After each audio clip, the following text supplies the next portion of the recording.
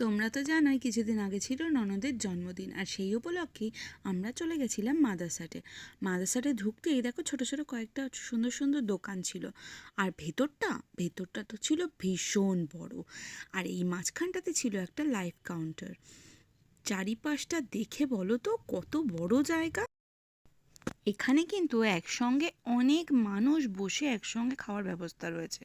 আর দেখো চারিপাশটা কি সুন্দর ডেকোরেট করা, উপরটাতেও কেমন ছাতা দিয়ে সুন্দর করে সাজিয়ে দিয়েছে, তাই না? এটা ছিল ওদের নতুন কাউন্টার। আমরা তো একেবারে রেডি, পেট ভরে ভুরিভোজ করব বলে। আর ওই দেখো পাশ দিয়ে অনন্যা চলে যাচ্ছে। দেখতে দেখতে এ দেখো আমাদের ফটো তোলার সেশন শুরু হয়ে গেছে, আর আমাদের অর্ডারও প্লেস করা হয়ে গেছে। ফটো তুলতে তুলতেই কিন্তু আমাদের স্টার্টারগুলো এসে হাজির। দেখো চিকেন তন্দুরি, আর এখানকার ফেমাস ক্রিস্পি চিলি বেবিকর্ন, যেটা তো অসাধারণ খেতে। আর আমাদের সবাই দেখো কি সুন্দর আমরা মন দিয়ে ওটাকে খাচ্ছি। আসলে এই ক্রিস্পি চিলি বেবিকর্নটা না এখানকার খুব ফেমাস আইটেম, আর এরা খুব সুন্দর করে। আর আমার পাক্কু বুড়িকে দেখো কেমন একা একা মুখে ঢোকাচ্ছে, সারা মুখে মাখিয়েছে।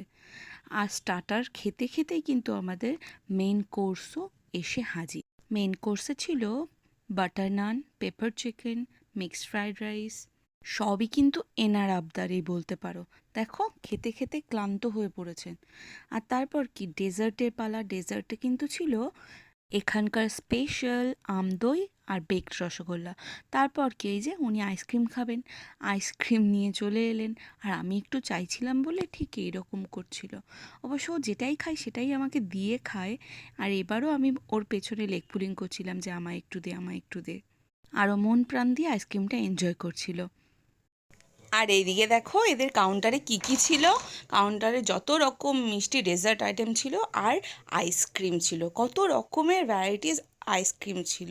দেখেই আরও খেতে ইচ্ছে করছিল, কিন্তু পেটে একটুও জায়গা ছিল না। তাই অগত্যা বাড়ির দিকে ফেরার পালা।